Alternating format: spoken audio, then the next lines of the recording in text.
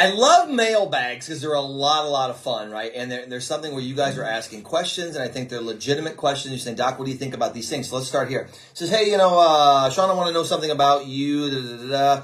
His wife asked me, called me to ask this question. I'm going through here. Da, da, da, da, da, da, da. Okay, kids are doing weight loss.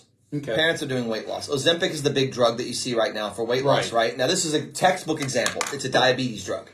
It was never meant for weight loss. It's a diabetes drug, but it works different than all the other diabetes drugs to this point. It forces the body to dump the glucose out through the urine quickly, where in the past they were always worried about the insulins and this and that, metformin in the liver, which is where a lot of the action takes place. Now they're like, you know what? Let it all happen. Let it all go wrong. We're just going to pull the plug at the other end and dump it out. Well, as a result of that, they notice, oh my God, we lose some weight.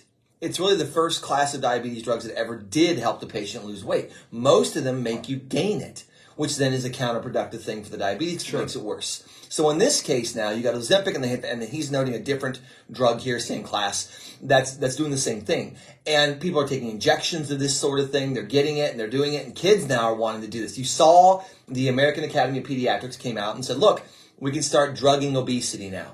We don't need to worry about eating right. We don't need to worry about exercise because that hasn't worked for us. Because, there's lots of 9 and 10 and 12-year-olds out there buying their own groceries, working in the fields, getting their own money and buying their own food. So because those kids are able to get their own food sources, we don't need to work. We now just drug them. It's easier.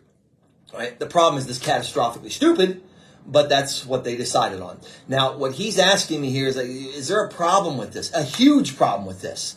Because everything shows that when you do the Ozempics and this, that, and so on, when you stop, boom, it jumps right back up again. And catastrophically so. Because you never change why the body was putting the weight on to begin with. And now these people are like, I can do what I want. I can eat what I want. It doesn't matter. As long as I just keep injecting myself, I can keep doing this. The problem is now you're picking up habits saying, like, I have reckless abandon. And as soon as you stop, bang. And it hasn't been on the market long enough yet for us to know, well, what's the long-term effect of this? We're not getting rid of the cause. We're not even affecting it. We're using a diabetic-type drug, which is going to allow then insulin and things like that to stay elevated in the urine to some degree. You're still going to get insulin resistance. You're still going to get hyperinsulinemia. All these things are going to still be going on. You're just pulling the plug and getting the glucose out through the urine in a large amount, which allows you to lose weight. Now, the problem with that is it's a false way of doing it. You're not really fixing the cause. You're just band-aiding it differently. It comes in a pretty little bow in a package and take your shots. What's the effect?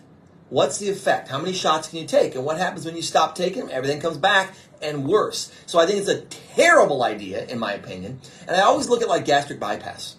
This is my one thing that I've always had problems with. Whether they band it, wrap it, staple it, whatever they want to call it. They have a million different names. And every time they name it something, well, it's not the same thing. It's the exact same thing, right? You're just calling it something different.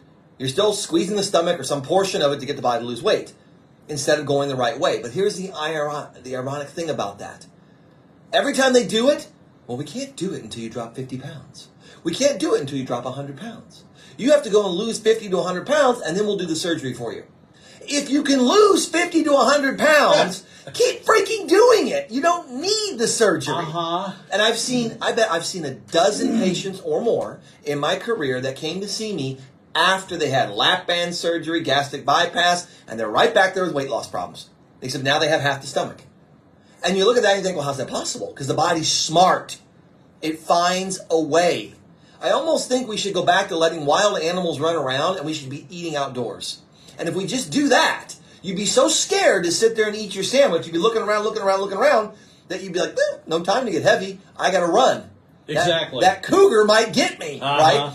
There's something to be said for predators, okay? Unfortunately, the predators in this case appear to be pharma.